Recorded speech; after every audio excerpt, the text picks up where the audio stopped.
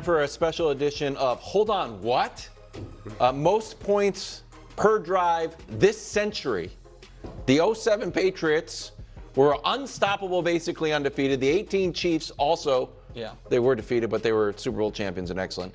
Well, they were actually not Super Bowl champions. They lost to the Patriots in the AFC title game. Sorry, they lost to the Patriots AFC championship. But yes. And 3.46, that's a lot. It's not close. I understand it looks like it's close because it's decimals. That is a huge difference. So they're more than 10% better than the 07 Pats, who were the greatest offense of all time. Incredible. Yeah. Greg, you called it. Man, this is look. This team has been impressive, and obviously, I think the question is, are they legit Super Bowl contenders? And yes, they are. And I know I've always been a Daniel Jones guy, but this is not just about Daniel Jones. They just are a really good team, top to bottom, coaching staff included. They are a well-constructed team, and when you watch them play, you understand what makes them so good. They know who they are, and they can beat you in a multitude of ways offensively. They're going to run the ball. They have the best running back right now in the game in Jonathan Taylor. Obviously, they have receivers. They have weapons. You got a young tight end playing at rookie that is looking like one of the best rookie if Mekabuka didn't get hurt, maybe. Like rookie of the year right now. And you have weapons, and Daniel Jones getting protection. And I'm just talking about the offense because that's seemingly what's continuously in the last few years held this team back. And he's playing a position that they have not been able to identify the player to insert to get them to this performance, this level of play. And he's been great. He's been absolutely awesome. This team is definitely a Super Bowl contending team right now as it stands. We'll see how the season continues to progress. But right now, you got to give them credit. No, look, to your point, I think they're 8-7 with Anthony Richardson starting, and we know he was not playing the position very well. And you looked at the roster, and it was like, if they just have decent quarterback play, they could be good. And obviously Jones is giving them more than that. The offense is baffling to me. Now, Jonathan Taylor, we know how good he is. And show his numbers while Bruce talking. Yeah, I mean, the Taylor numbers he's been averaging great. Basically 100 yards a game. Only one close to that. 10 rushing touchdowns. The receivers, you're right, the tight end is playing lights out. Michael Pittman, obviously they got some good receivers, but not huge names. For Their them to be putting up the numbers. Green Bay's. A bunch of good receivers. Exactly. Yeah. But for them to be putting up the numbers they are with Daniel Jones, who is obviously playing well, but kind of has come out of nowhere, so to speak. And it's not like he's thrown 15 touchdowns, So their offense, the way they're scoring so many points is just incredible. Look, right now, and I said this earlier, Greg, right now it looks like the Chiefs are on a level that nobody else in the AFC is on. As far as considering everybody but the Chiefs, I think the Colts are right there with anybody. So I would say, I would not pick them to beat the Chiefs in the playoff game, but when I compare them to the Patriots, to the Bills, to if the Ravens ever, I see them being right there with anybody else. Greg, can I pitch you on something that you can pitch to Nick better than I can? Defensive coordinator for the Colts, Lou Anarumo. Anarumo, excuse me. Former Bengals DC who stymied Patrick Mahomes. So knowing this, would you feel confident in a Colts-Chiefs matchup? You already know we talked about All right. We talked off camera about this. That is, I will say, I don't love that Lou Anarumo is their D coordinator.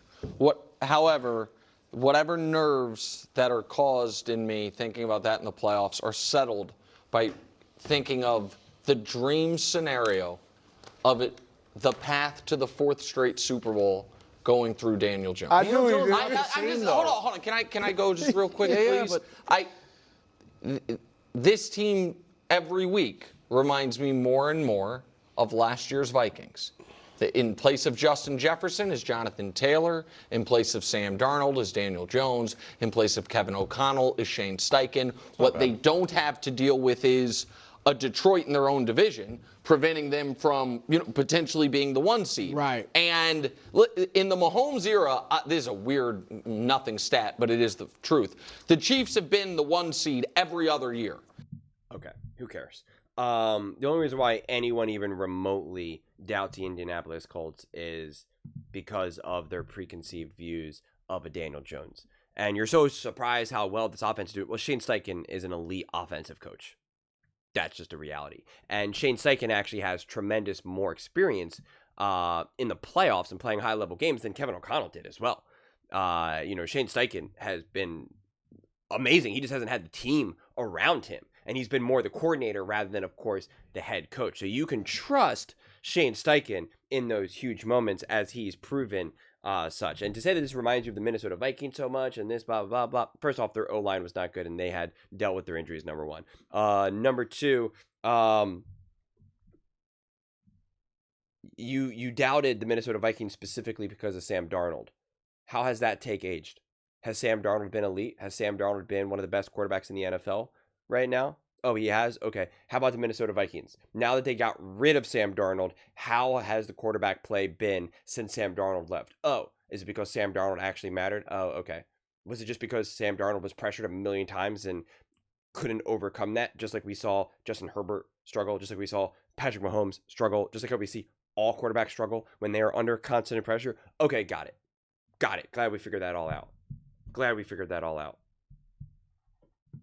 Daniel Jones right now, 13th most pressures. So they're doing a really decent job of protecting him. Not amazing, right? Not as amazing as some of these other quarterbacks. Like Sam Darnold's all the way down to 60, so that's pretty good. But he hasn't played another game, so I imagine it'll go up at least to like 70 or so. So he'll be actually right around Daniel Jones. But protected very well for the most part.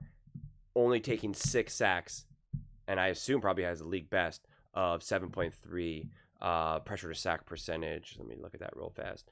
Any of the other quarterbacks have not played a full season, so they don't matter. So yeah, he's been the best quarterback at avoiding sacks when the pressure actually does get to him, which ironically seems to be a pretty strong indicator of Shane Steichen. Now, when he coaches quarterbacks, when he's the coordinator, they take a lot less sacks. Why is this? Because he's really good at giving, like I always say, solutions to the problem. That's what Shane Steichen can do. That's what Shane Steichen can offer. And again, credit to Daniel Jones doing his part as well. That's why you can believe in this team a lot more. The offense has been great. The defense has been great. The O-line has been great. The run game has been great. And what Jonathan Taylor is doing is not the same what the Minnesota Vikings did in the run game last year. I don't.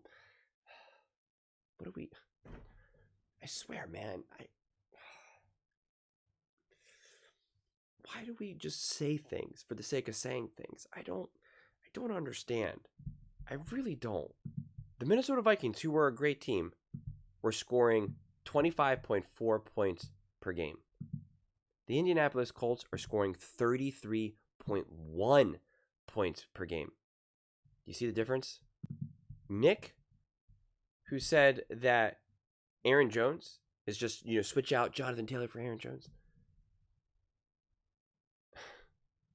had 5 touchdowns and 1,100 yards in 17 games played. I had a really good season. He did, honestly. He did. It's not what Jonathan Taylor's doing right now. Jonathan Taylor already has 697 yards and 10 touchdowns. Like, what? Has 11 total touchdowns, including the receiving touchdown, and another 185 yards receiving. What did Aaron Jones do in receiving? He had 408 yards. So total, he had, quick math, like 1,500 or so yards and 7 total touchdowns. Jonathan Taylor is on pace to blow that out. Okay, Aaron Jones, on a per-game basis, 66.9 yards per game, 0.29 touchdowns. Obviously, it's a different stat with the 0.29 because, you don't get 0.29 touchdowns, but it's just averaging out on a per-game basis.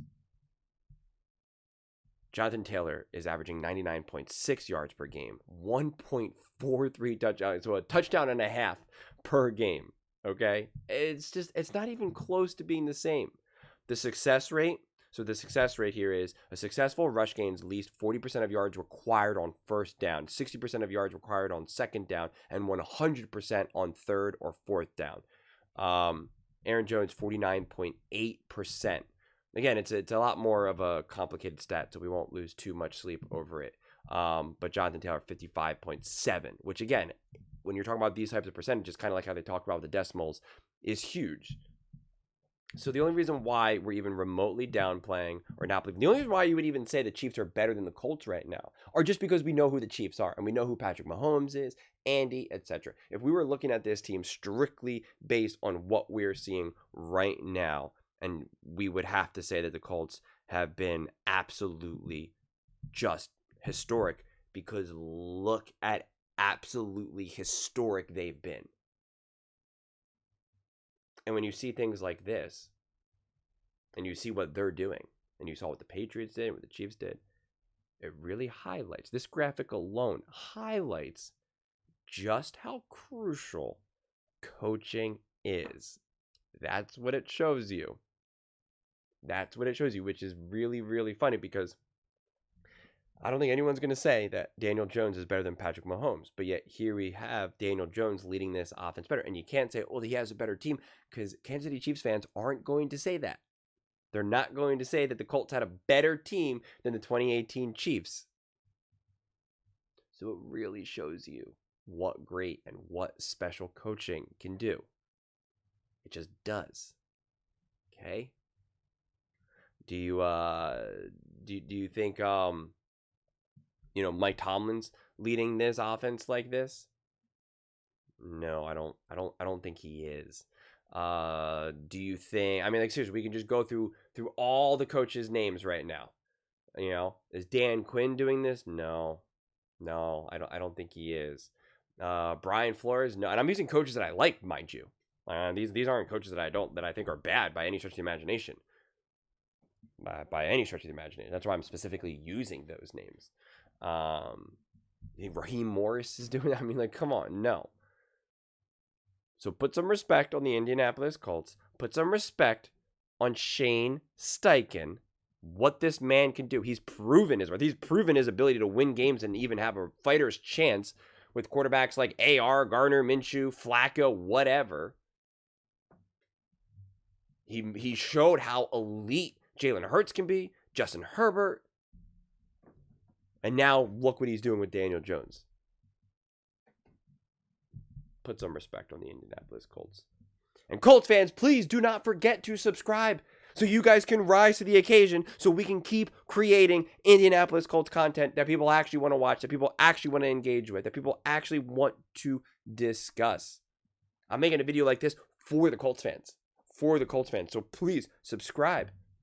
Watch the full length of the videos. It is the best way to support the growth of this channel, so we can keep creating the best content, so we can be firmly rooted in the sports talk world.